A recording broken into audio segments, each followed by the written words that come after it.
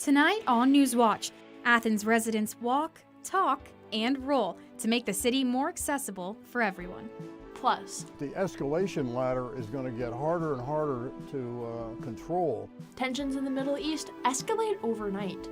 How the White House plans to respond.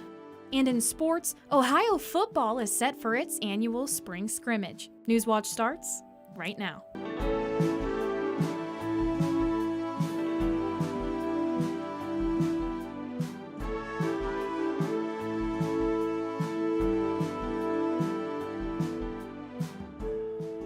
Good evening, I'm Haley Swano. And I'm Allison Patton. Welcome to Newswatch. We start tonight with an update on the case against a former Hockin County deputy. The sheriff's office says a grand jury has indicted Caleb Moritz with 10 new charges. These new charges include 2 counts of intimidation, grand theft, 2 counts of corrupting another with drugs. Moritz resigned as chief deputy last July. He then was charged with 2 counts of intimidation of a witness and 1 count of theft in office. The original indictment says the alleged crimes happened in the fall of 2022. The investigation into Moritz's actions remains open, and deputies ask anyone with information to contact them at the number on your screen. Well, Ohio lawmakers unveil several bills addressing the state's affordable housing issues. In the Senate, 2 bills were put forward. One would authorize local communities to create residential stability zones to provide partial property tax exemptions. Another would expand the Department of Development to the Department of Housing and Development. In the House, a bill proposes awarding grants to local governments for passing and implementing pro-housing policies set by the state. The goal is to build enough homes to meet the growing demand in Ohio cities. It's been a cloudy day here in Athens. You are taking a live look outside Ohio University's campus. Yeah, Allison, but hopefully those clouds start to break as we head later into the evening. Here to tell us more is lead forecaster Emily Dietz. Emily, could we see some nice clear skies tonight? I really wish we would be able to, because yesterday the skies are just such a vivid blue, but unfortunately we're going to be seeing some clouds start to roll in, which I'm kind of bummed about, but that's all right. You know, we at least had beautiful skies yesterday. And speaking of which, it's a high of, not a high, it's current temperatures of 61 right now, and we are starting to see that humidity up just a little bit, and that's mainly from those couples of rain showers that we had early this morning. And this is a still image from way early this morning when we had that rainfall just very, very briefly earlier today. And taking a look behind it, it looks like we should be getting some more rain, but there's most likely just going to be a bit of cloud coverage and stay to the north of us. So down here in southeast Ohio, we're just going to keep seeing that cloudy weather.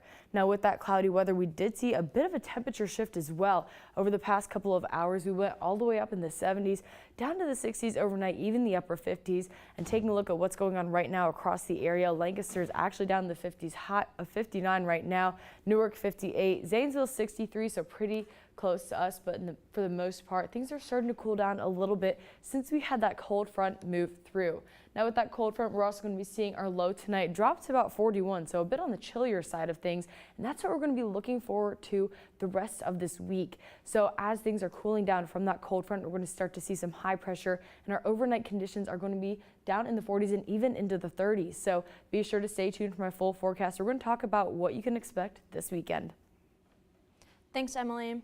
Governor Mike DeWine is requesting a rapid disaster declaration from the Small Business Administration for Logan County. The request comes over a month after tornadoes touched down in the county. The governor's office says a total of 63 homes and/or businesses have uninsured damages, which surpasses the threshold to request a declaration. If approved, the agency would make low-interest loans available to qualifying businesses and individuals to help cover repairs or rebuilding costs. A new grant is being given to help increase child care capacity in Ohio. The Child Care Access Grant Program will give out $85 million to create or expand existing programs. The grant can be used to complete rebuilding repairs or provide additional training to staff and families to support children with special needs. Applications close next Friday at 5 p.m. Grants will be awarded early next month. To apply, head to the website on your screen. The state's H2 Ohio initiative is now being offered to farmers across the state. The agricultural program aims at addressing various threats to water quality. incentivizes farmers to implement practices that prevent nutrient runoff and improve water quality throughout the state. Statewide enrollment for farmers will open next week, and to apply, farmers could contact their local soil and water conservation district. Well, the historic Athens bricks and Court Street scene are part of the city's identity and is the place where people enjoy the local businesses and atmosphere. But for some Athens residents, this area is a dreaded maze of inaccessible streetscapes. This afternoon shed light to just how rough it can be for those with disabilities to enjoy a trip uptown. We want action! When do we want it? Now! That's the message to Athens city officials at the 6th annual Walk, Talk, and Roll event. Co-hosted by the Athens City Commission on Disabilities and the Ohio University Division of Diversity and Inclusion, the event began with a guided tour from Baker University Center down Court Street. Disabilities Commissioner Anna Corpy is the mother of a local 7-year-old wheelchair user. Disability comes in all shapes and sizes, and also temporary, also permanent. So universal design and accessibility, it just makes sense. Volunteers gave this visual representation, with each individual representing a high curb or pothole. Navigating uptown Athens is like the video game Frogger. From worn-down sidewalks and uneven brick to businesses' entryways, there is a vast amount of accessibility improvements that have yet to be made. Necessary improvements that Athens City Council member Dr. Micah McCary says he does recognize. Advocating for a 10-year plan to fix our sidewalks in Athens is a really top priority. It's more complicated than folks know, but we want to find some innovative ways to get things done as quickly as possible. While he understands these things take time, City Disabilities Commission Chair Davey McNelly is tired of waiting. Sometimes I feel like I'm hitting my head against a brick, the Athens bricks, you know? McNelly says the city, at the very least, needs to work to bring Athens up to federal standards. We need to reallocate some money. This is something that's not just the right thing to do, it's a legal thing to do. While accessible improvements have been made to Stimson Avenue and East State Street, attendees agreed that, more importantly, drastic renovations are needed on Court Street and Union Street. Well, coming up, the White House is weighing its response to Israeli strikes in Iran. And labor disputes reaches the children's entertainment industry. We are in for a cloudy night tonight, but that doesn't necessarily mean rain. Stay tuned to Newswatch to find out what this weather has in store for you this weekend. On Call the Midwife. The exams are tomorrow. Tonight is for rest or revision. There are 2 very young children in the church. They've been abandoned. We need the police here, urgently. Can you hear me? What's your name? I am exhausted. I ain't got a fight left in me. I wish I could turn back time. To what end? I'm just sorry we've all paid such a high price. Sunday at 8 on WOUB. On Masterpiece. I don't think it's right to judge people based on a picture. Can't possibly be a healthy way to start a relationship. See, I wondered how this would all happen. Do you think it's been different this time? Yeah, I think it has been different. It's not like, you know, real life. It's like fantasy. I mean, it's not like this is ever going to end, is it? I hadn't realized that. Alice and Jack, the series finale on Masterpiece. Sunday at 10 on WOUB. On Masterpiece Mystery. What's out now? We're going home. Where are they? I'm not involved. You're involved. This could be your career. Ruin it. That way! You're tired, son. The final season of Guilt. Kenny. No. On Masterpiece Mystery.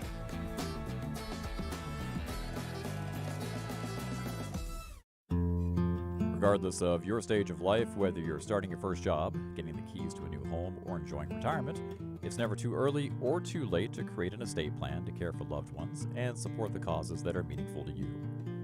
WOUB Public Media is pleased to have partnered with Giving Dogs, a free resource for building an estate plan that fits your needs and protects the people and causes you care about. Visit WOUB.org and click the Support tab to get started today.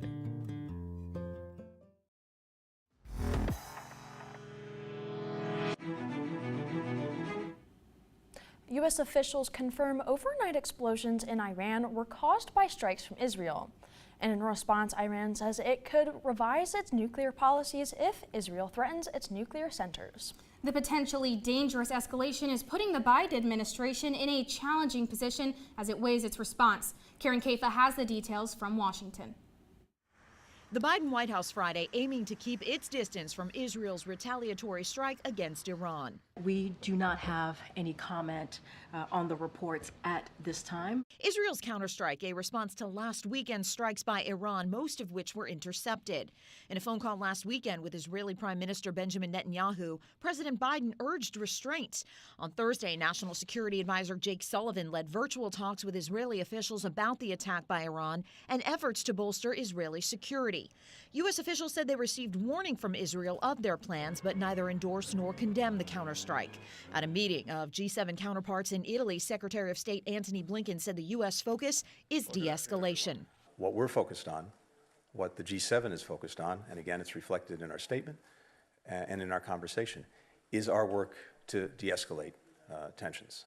The tensions abroad creating tensions at home. Biden's Democratic Party divided on his support of Israel's government. Some young, progressive, and Arab American voters turning away from the president, threatening the support Biden needs for his re-election bid in some key swing states. At the White House, I'm Karen Kaifa. While tensions escalate in the Middle East, there is a key development in the Gaza humanitarian crisis.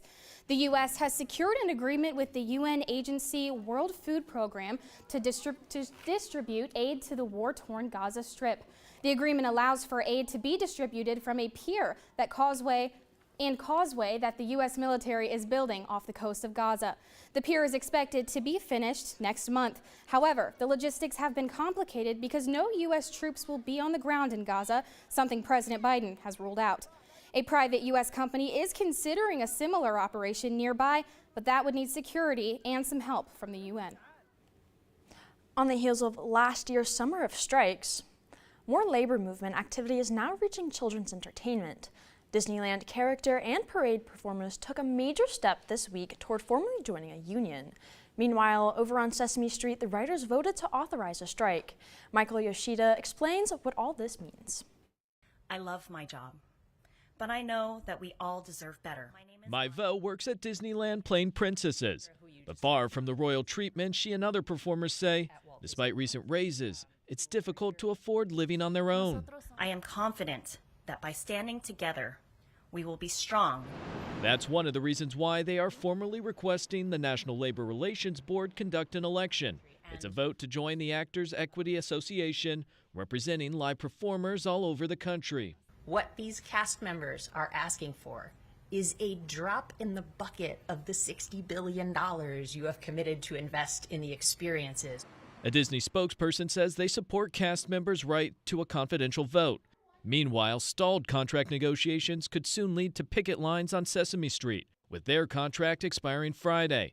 Sesame Workshop writers voted this week to authorize a strike that would begin next Wednesday. According to The Hollywood Reporter, a Sesame Workshop spokesperson says they're hopeful they will come to an agreement. Union organizing efforts have picked up in the wake of a number of high-profile contract wins last year. History professor Joseph McCartan says labor movements often come in waves, dating all the way back to the rebirth of unions in the 1930s. As they engage in disputes and strikes to win better contracts, and then workers see what's possible when you're organized, that encourages others as well. In Washington, D.C., I'm Michael Yoshida reporting. Good evening and happy Friday. We happened to find the Goldilocks of conditions outside. Starting off on Monday and Tuesday, we had really warm conditions outside, almost hitting the 80s.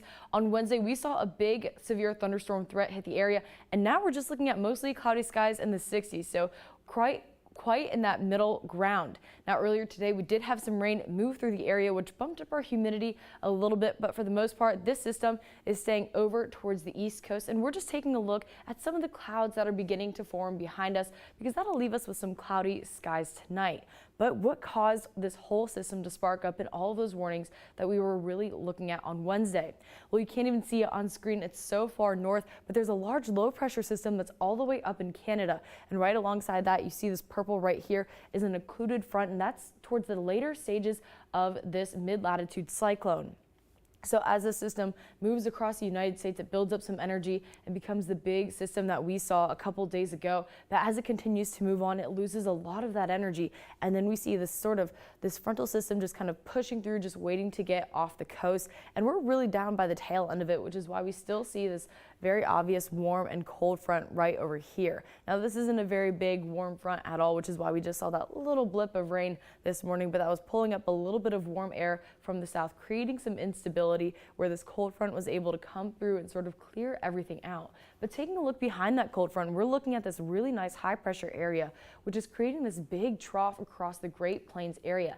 Now, what that's going to do is it's going to pull down some cooler temperatures down from Canada. Now, fortunately for us, we will not be in the 30s during our daytime conditions outside. We'll still be in the 50s, up in the 60s, but our overnight will be a little bit chilly. Starting tonight, we'll see an overnight low of 41, and again, those partly cloudy skies. We're not really anticipating any more rain to happen at all. Oh, looks like my computer didn't really like that forecast, so unfortunately for that, but I'll let you know what's happening this week. So this weekend, we're still going to be seeing a really nice, relatively nice weather outside. It's going to be in the 60s, and next week, it's going to be in the 60s as well with clear skies, and we're going to see a little bit of an increase in that temperature, and I'll get back to you when the system is hopefully deciding to work. Thanks, Emily. Taylor Swift's much anticipated new album, The Tortured Poets Department, dropped today. And with song titles like I Can Do It With a Broken Heart, fans are in for some sad songs about heartbreak. That may not be a bad thing. Mandy Gaither explains the possible health benefits from that sadness.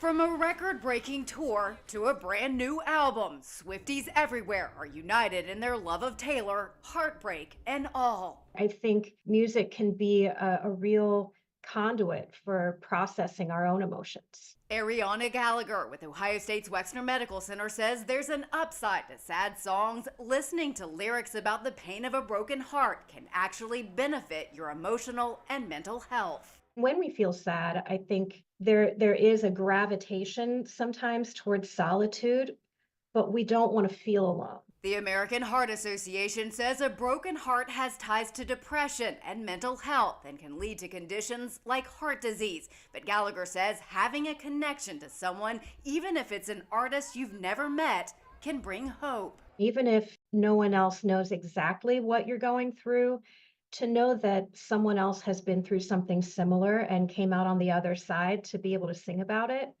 is kind of remarkable.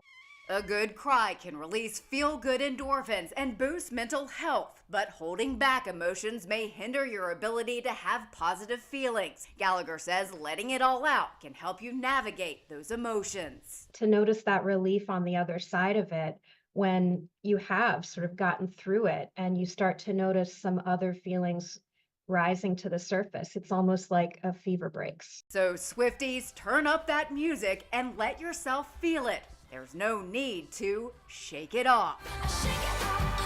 For Health Minute, I'm Mandy Gaither. Gallagher says feeling sad is a part of life, but if it's getting in the way of your ability to function in other ways, she says try listening to something that evokes a different emotional response. Next in sports, I get you caught up with the latest in Ohio Bobcats spring sports, and if you're a football fan, then this is also the perfect day for you. So don't go anywhere. And for the latest from Newswatch, follow us on Instagram, X formerly Twitter, and YouTube.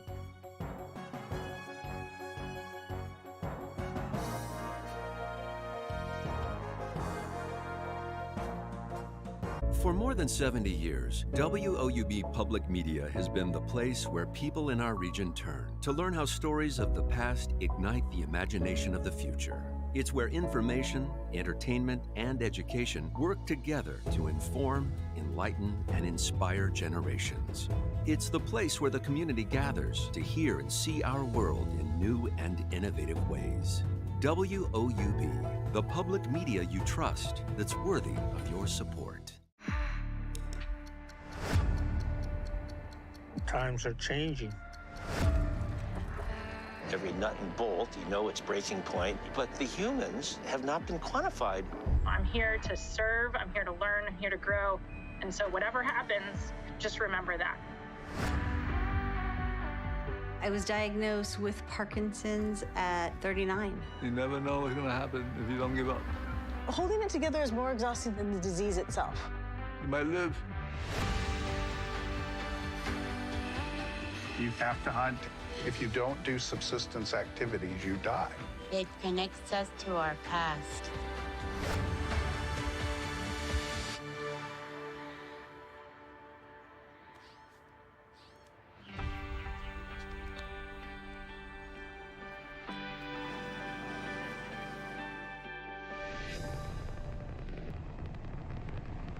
On American Experience. Health emergency. Chemical waste is coming out of the ground. Already 8 cases of cancer on a 15-house street. It was hard to believe this could happen in the United States of America. Significant birth defects and miscarriages. That spurred me to want to do something. I mean, the fight came to us. We didn't look for it. This incredible group of women become the faces of environmental reform. Poisoned Ground, the tragedy at Love Canal on American Experience. Monday at 9 on WOUB.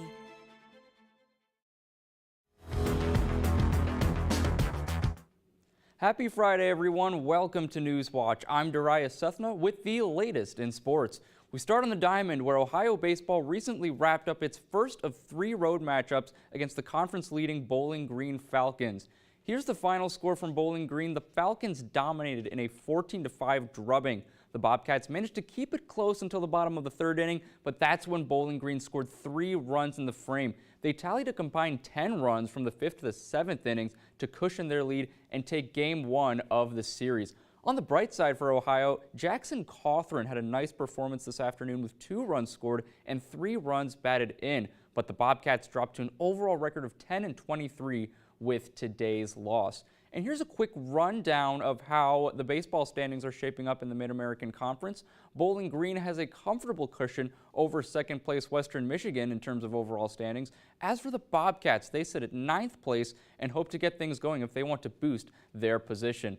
The first pitch for Game 2 of the series is tomorrow at 1 o'clock, with the final game on Sunday afternoon scheduled for that same time.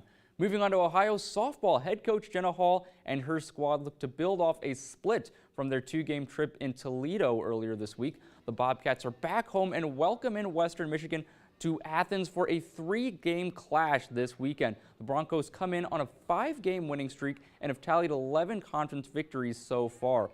We'll see if Ohio can slow down their momentum and start a streak of their own. The Bobcats enter action with a 9-7 MAC record. They hope to secure wins 6, 7, and 8 on their home field.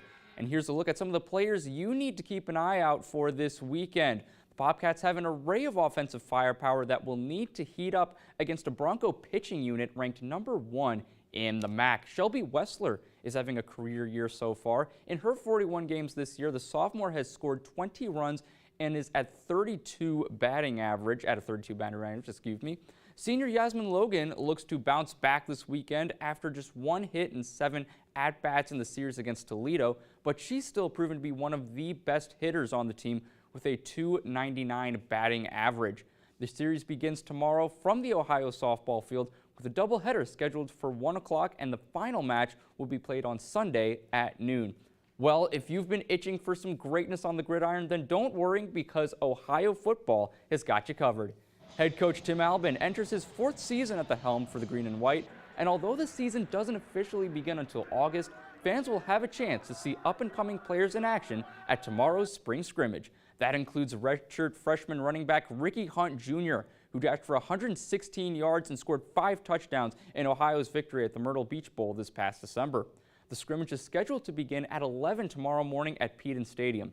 And another thing to note, it's not only free, but fans will also have the chance to participate in activities and purchase some OU merchandise. Sounds like a lot of fun, but that's all I have in sports, and I'll toss it back over to the desk. How you can get into any national park for free next week. But first, here's a look at what's coming up tonight on your public television station.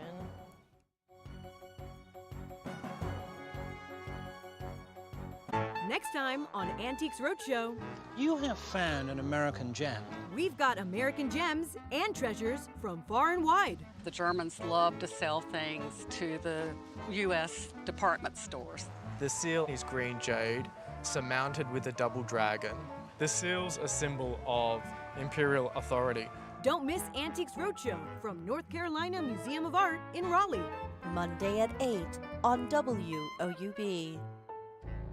I've never seen this. This is amazing. On Finding Your Roots, Brendan Fraser. My great-granddad, yes, was a candy salesman. He was a candy man. Yes! And Valerie Bertinelli. They kept so many secrets. An ancestor's anger ends in violence. That is your ancestor shooting another man. That's criminal. And an unknown marriage uncovered in Italy. Whoa, wait! Yes. That's not Angelina. Tuesday at 8 on WOUB.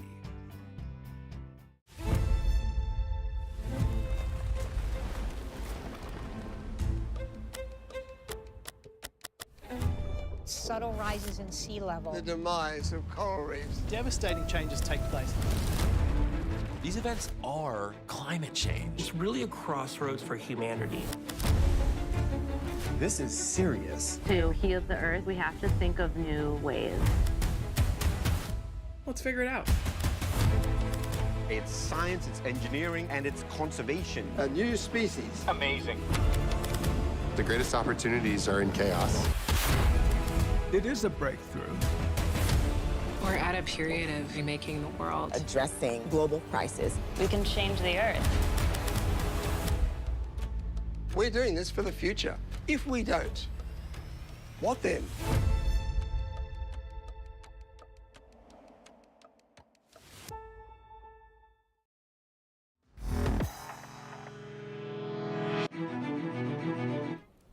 Finally tonight, National Park Week kicks off tomorrow. Entry fees to every national park in the country are waived that day. Special activities are also planned throughout the week. There are 429 sites within the national park system, from national battlefields to seaside parks. The event starts tomorrow and runs till April 28th. The majority already offer free entry every day, but this is really a chance to get into those big name parks like the two closest national parks to us, Cuyahoga Valley and New River Gorge. The event runs till April 28th. Man, if I could take a week off right now, I would just get in as many as I could. Wow. For sure. I've been to a couple parks. My family and I actually got the chance to go out west for spring break. We went to Arches, and it was the most beautiful thing, and I think I would want to go back there if I could find a way to easily get out back over there. Where would you guys want to go?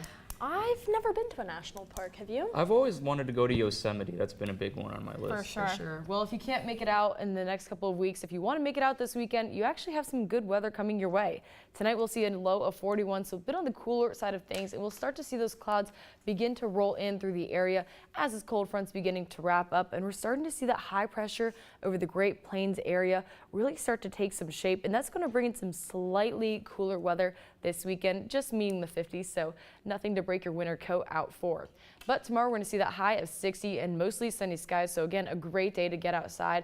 And if you can't even get to a national park, we still have Hocking Hills around here that is absolutely gorgeous, especially in the springtime when everything is blooming, but it will be chilly at night, so if you're going on a late night hike, definitely want to grab your jacket because it will be a low of 34. Now Sunday, we'll see that high pressure scoot right over top of us, and with that, it'll be bringing in some of those cooler conditions outside, so definitely we might want to grab a jacket. It'll be lightly on the cooler side of things, and we see all of that rain just sort of surrounding us on the right side and just below us, and that's fortunately going to stay there. We're still going to see those nice clear skies for the next couple of days to come, since we don't really have any major system building up behind it. And taking a quick look at the next 7 days, again, Saturday and Sunday are looking beautiful, partly sunny and mostly sunny skies straight ahead. It will be cooler in the evenings. We're going to dip back down into the 30s. And on Monday, we're looking at those beautiful, beautiful sunny skies with a high of 65, and things will slowly begin to warm up throughout the week.